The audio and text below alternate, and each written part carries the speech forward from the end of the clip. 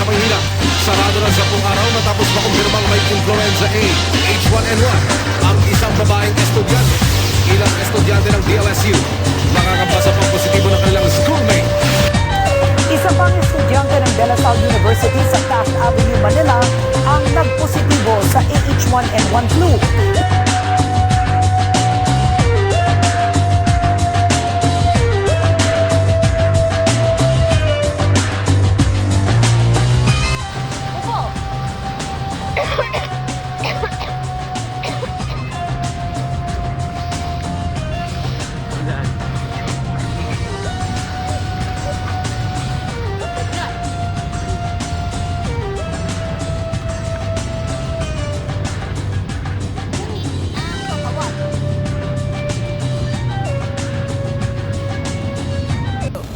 Yan, sintomas ng influenza.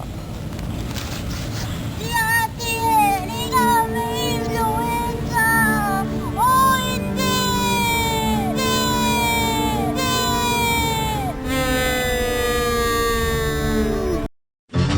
Alam niyo ba, nung unang panahon, kung merong mga simptomas na ito, akalain mo lang, pinoboses ka ng demonyo. O pinaglalaroan ka ng mga witches.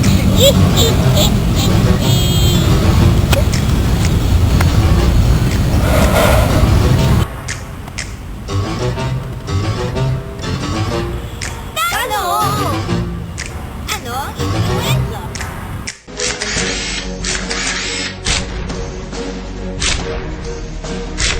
Ang influenza ay nagmula sa salitang Italian na ang ibig sabihin na influ. Nagmula ito sa mga RNA viruses na galing sa Orthomyxoviridae family.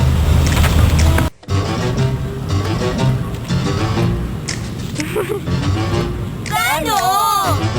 Paano kumakalat ang influenza?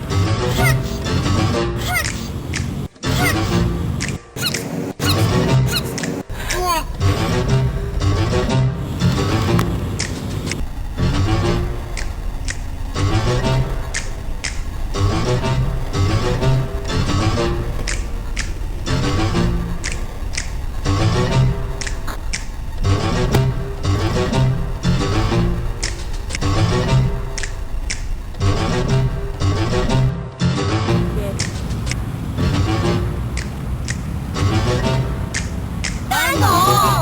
Sino mga tinatawa ng influenza? Maaaring magkaroon ng influenza ang kahit sino man.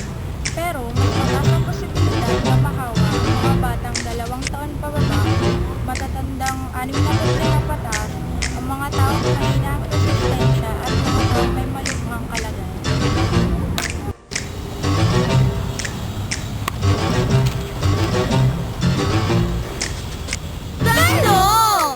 Paano ito maiiwasan?